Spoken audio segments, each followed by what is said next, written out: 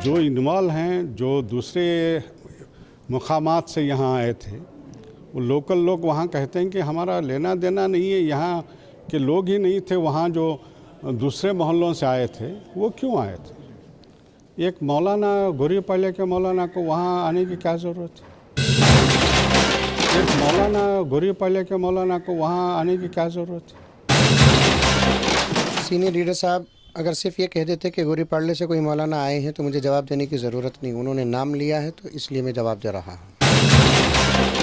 असल में मेरी खिदमत गोरी पाड़ले में चल रही है, मस्जिद उमर फ़ारूक में मैं ख़तीब हूँ, लेकिन मेरा घर शिवाजी नगर में है और मैंने कई मरतबा इलेक्शन में उनको वोट भी दिया है। अफसोस की बात है कि वो अपने वोटरों को नहीं पहचान सके। लोकल उलमा इकराम है वो जाते हैं तो उनको आने की क्या ज़रूरत थी। पैगम्बर दो आलम सल्लल्लाहु अलैहि वसल्लम डीजे हल्ली के नबी नहीं थे, केजी हल्ली के नबी नहीं थे, बल्कि सारे आलम के नबी हैं।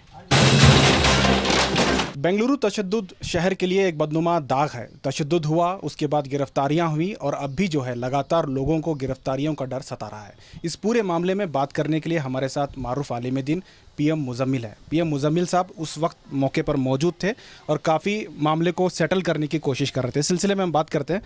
साहब बताएं, इस इंसिडेंट के बारे में पूछने से पहले मैं आपसे ये पूछना चाह रहा हूँ कि एक सीनियर लीडर जो हैं रोशन बेग साहब ने इल्ज़ाम लगाया कि गोरी पाल्या से कोई आलिम दीन आ रहे हैं और इस मामले में उन्हें आने की ज़रूरत नहीं थी और बहुत सारे लोग बाहर के लोग यहाँ आ रहे थे।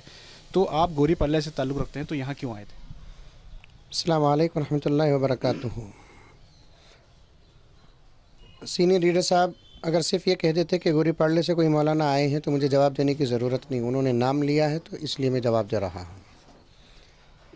तो असल में मेरी खिदमत गोरी पाड़ले में चल रही है, मस्जिद उमर फ़ारूक में मैं ख़तीब हूँ, लेकिन मेरा घर शिवाजी नगर में है और मैंने कई मरतबा इलेक्शन में उनको वोट भी दिया है। अफसोस की बात है कि वो अपने वोटरों को नहीं पहचान सके। इससे ज़्यादा अफसोस का मौका ही नहीं है।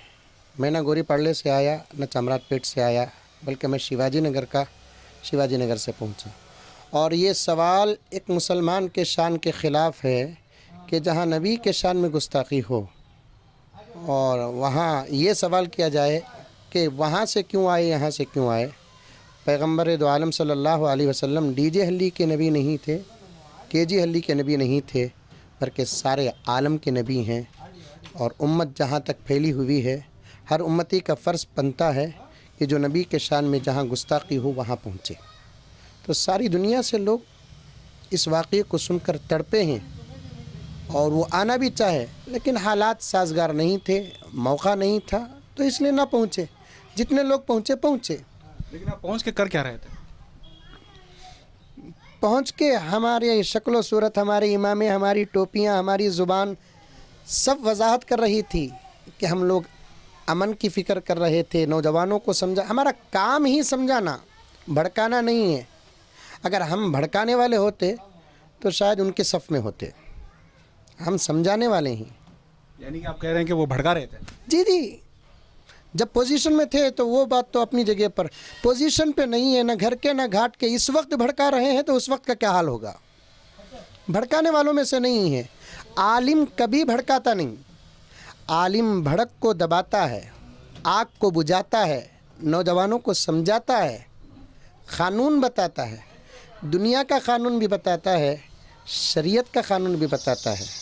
और अफसोस है कि जो लीडर अब तक उलमा के पैगाम को नहीं समझ सका, मुझे उसकी ज़ात और वजूद पर बड़ा अफसोस है।